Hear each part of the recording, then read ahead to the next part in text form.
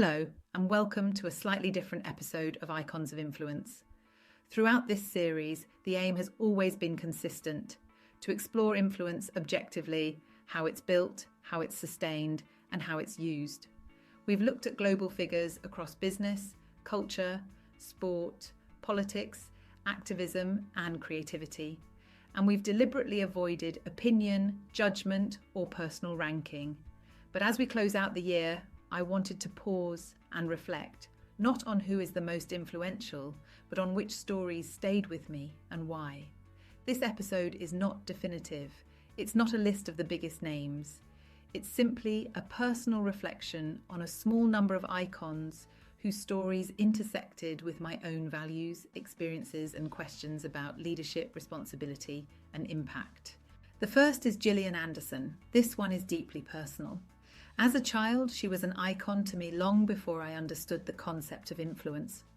Right down to dressing up as an FBI agent and roping a friend into being Mulder, she represented intelligence, authority, curiosity, and calm strength. Revisiting her story as an adult added new layers. Her career choices, advocacy work, and willingness to use her voice thoughtfully, particularly around women's rights, health, and representation, reflect a form of influence that matures rather than fades. What stayed with me is how influence can evolve. You don't outgrow it, you deepen it. The second is Ashton Kutcher. This episode was confronting, not because of his success in entertainment or tech, but because of his work tackling child trafficking. As a parent, the reality of this issue is almost unimaginable and easy to look away from. What struck me was his decision to step into discomfort rather than distance himself from it, to use access, capital, and visibility not just for innovation, but for protection. This is influence at its most sobering, not performative, not polished, but necessary. It challenged my own thinking around responsibility and what it means to truly leverage privilege for impact. The third is Angelina Jolie. Angelina Jolie's influence operates quietly and persistently.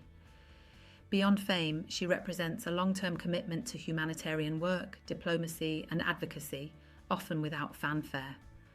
What resonated most is how she's navigated power with restraint, choosing depth over noise, consistency over applause, purpose over comfort. Her story reinforces that influence doesn't need constant visibility to be effective, and that longevity often comes from aligning values with action over decades, not moments. The fourth is Wayne Dyer. Wayne Dyer represents a different kind of influence, one that operates internally before it ever becomes external. His work isn't about power, position, or platforms. It's about self-leadership. What stayed with me is how consistently his message returns to responsibility, intention, and choice. The idea that you don't wait for the world to change before you do.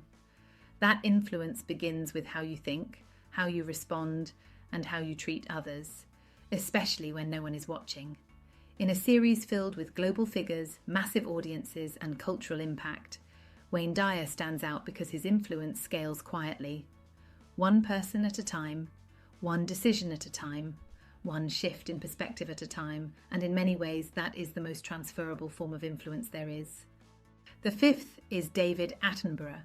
This is influence measured not in followers, but in trust. Across generations, David Attenborough has shaped how we understand the planet, calmly, credibly, and relentlessly. What stayed with me is how he embodies moral authority without moralizing. He educates, he observes, he invites responsibility rather than demands it.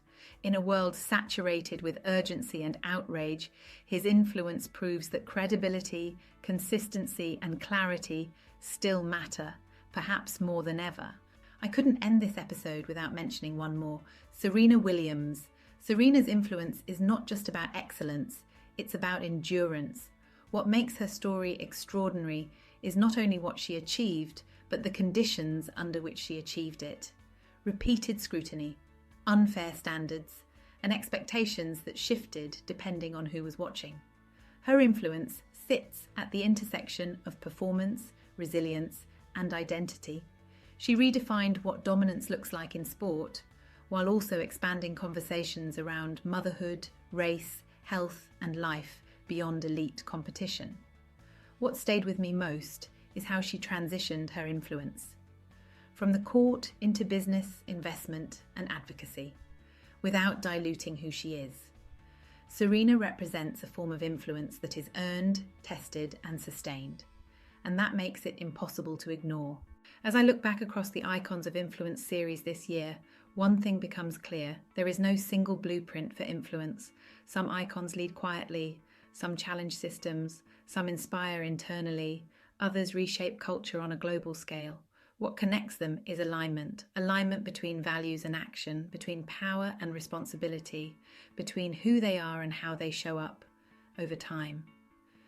This episode wasn't about choosing the most famous names or the biggest platforms.